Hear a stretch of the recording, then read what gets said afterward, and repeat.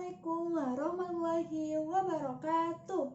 Hai semuanya, semangat pagi. Balik lagi nih sama aku, Imelda Putri Milenia dari Pendidikan Ekonomi, Fakultas Keguruan dan Ilmu Pendidikan Universitas Kuningan. Nah, gimana nih kabar kalian semua? Semoga kalian selalu diberikan kesehatan dimanapun kalian berada ya. Dan yang tetap di rumah aja, tetap jaga kesehatan kalian. Nah, yang udah berani keluar rumah harus tetap mengikuti aturan protokol kesehatan yang ada, seperti tetap memakai masker, menjaga jarak dan tidak berkerumun, lalu tetap mencuci tangan kalian dengan memakai air maupun hand sanitizer. Nah, sekarang aku mau nanya nih sama kalian. Gimana sih rasanya belajar di rumah selama pandemi COVID-19 ini? Kita tuh udah 6 bulan lebih belajar di rumah. Pasti kalian bosen ya. Nah, selain bosen, pasti kalian juga pusing karena materi nggak masuk-masuk. Terus juga tugas-tugas tuh menumpuk. Lalu pasti kalian sedih ya, nggak bisa ketemu sama teman-teman. Dan yang pasti ada lagi nih satu, kalian nggak dapat uang jajan ya. Nah, hal seperti itu aku pun merasakannya karena sebagai mahasiswa yang daring, belajar di rumah aja, aku nggak bisa main sama teman-teman, ketemu sama teman-teman, terus juga nggak dapat uang jajan selama di rumah. Nah, kali ini aku mau sedikit sharing nih sama kalian tentang masalah pembelajaran pada masa pandemi COVID-19 ini. Nah, sementara terlebih dahulu kita itu harus tahu apa itu hakikat pembelajaran.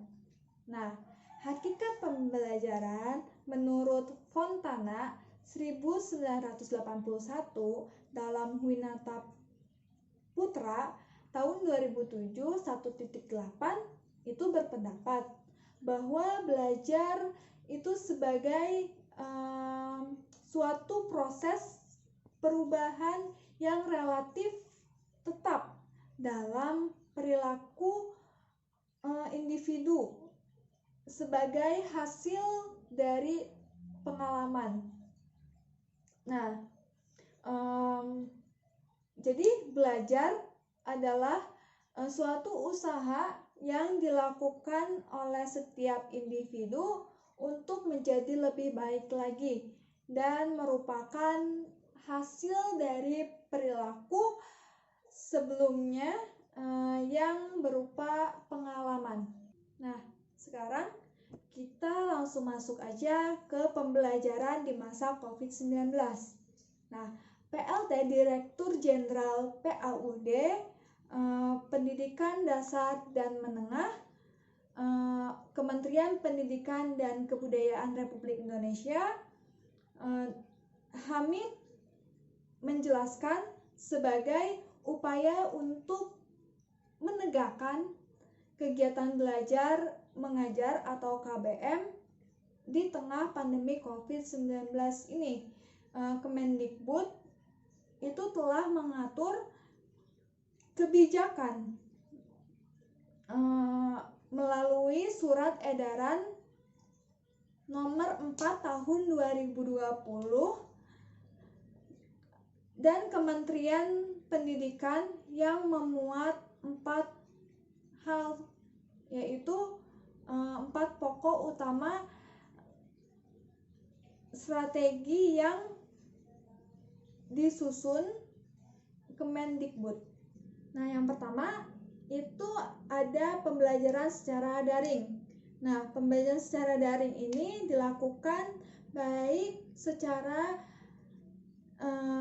interaktif maupun non-interaktif. Nah, hal ini perlu dilakukan meskipun tidak semua anak dapat melakukan hal tersebut karena dengan faktor infrastruktur. Nah, dalam hal ini Hamid mengatakan bahwa paling penting adalah pembelajaran harus terjadi meskipun berada di rumah.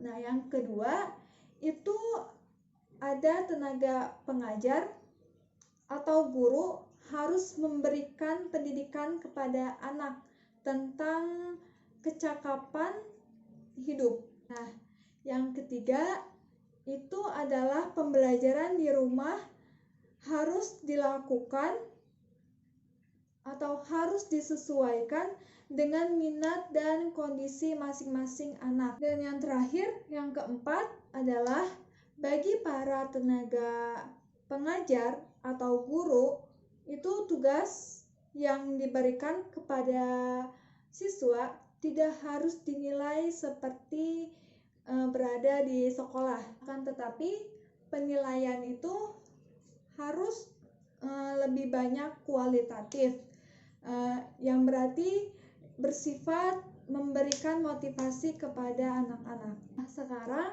kita masuk ke peranan teknologi dalam pembelajaran di masa pandemi COVID-19 ini. Nah, belajar itu merupakan suatu proses yang kompleks yang terjadi pada diri seseorang semasa hidupnya atau selama hidupnya. Nah, proses belajar ini terjadi karena adanya interaksi antara seseorang dengan lingkungannya. Nah, oleh karena itu, belajar dapat dilakukan dimanapun dan juga kapanpun.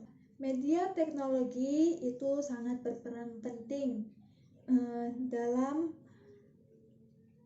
kelangsungan pembelajaran jarak jauh ini. Nah, di samping itu, mahasiswa, siswa, guru, dosen, dan maupun yang lainnya mulai melangsungkan berbagai kegiatan pembelajaran. Nah, pada pertengahan Maret itu seluruh jenjang studi dilaksanakan secara daring. Nah, itu tuh secara daring melalui beberapa yang namanya media online seperti Google Meet, terus Zoom, dan lain sebagainya. Pemanfaatan teknologi begitu luar biasa dalam proses pembelajaran secara daring sebagai alternatif mahasiswa, siswa, guru maupun dosen dalam melaksanakan pembelajaran online di masa pandemi ini. Melalui pemanfaatan teknologi informasi dengan menggunakan perangkat komputer, terus laptop maupun handphone, itu bertujuan untuk memenuhi standar pendidikan dan tetap saling terhubung antara mahasiswa, siswa, dosen maupun guru pada saat kegiatan belajar mengajar secara online. Nah, media yang digunakan sebagai sarana pembelajaran jarak jauh sekarang ini menggunakan yang namanya internet. Nah, juga dengan online learning yang dapat memberikan suatu fasilitas koneksi ke seluruh penjuru dunia. Jadi internet yang tidak terbatas antara jarak dan waktu membuat belajar online dapat dilakukan kapan saja maupun di mana saja. Adapun yang namanya kelebihan serta kekurangan belajar atau pembelajaran secara online. Nah, yang kelebihannya yang pertama itu waktu belajar lebih singkat. Nah, yang kedua itu pendidikan jadi lebih maju. Nah, yang ketiga itu para siswa itu mampu mengembangkan potensi dirinya.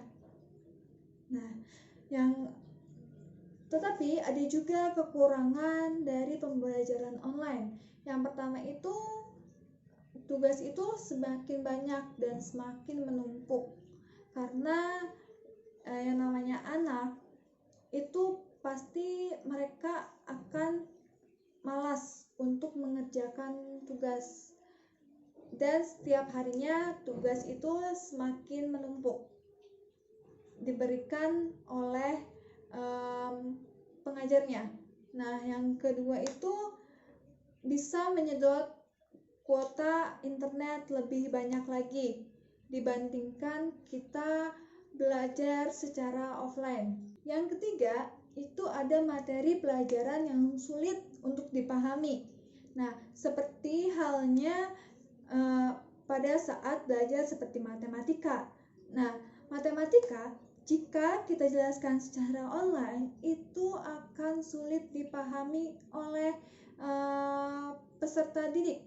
Nah, karena hitung-hitungan itu lebih tepat belajar itu secara offline dibandingkan online.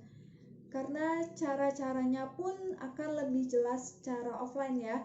Dan yang keempat itu kesulitan dalam mengungkapkan pendapat. Nah, yang kelima itu dengan adanya pembelajaran online itu anak atau peserta didik yang berada di pedalaman atau yang di desa itu pasti akan kesulitan akses internetnya. Di sini ada juga nih peranan orang tua dalam pembelajaran online di masa pandemi COVID-19 ini. Nah, kendala yang dihadapi orang tua pasti tidak mahir untuk mengoperasikan handphone atau laptop, atau mungkin orang tua itu tidak paham terhadap pelajaran si anaknya. Nah, di sisi lain, peran orang tua pada saat proses pembelajaran online itu sangat diperlukan karena orang tua itu harus yang namanya mengawasi putra-putrinya belajar dan bisa memberikan motivasi kepada putra-putrinya pada saat pembelajaran online berlangsung. Karena jika putra-putrinya pada saat pembelajaran online tidak didampingi, itu bisa jadi mereka bukannya belajar, tapi bisa jadi mereka itu malah menonton YouTube ataupun bermain game online. Nah, dengan demikian orang tua itu bisa mendampingi putra-putrinya saat pembelajaran online dan diperhatikan anaknya agar si anak itu bisa termotivasi belajar. Segitu aja yang bisa saya sampaikan.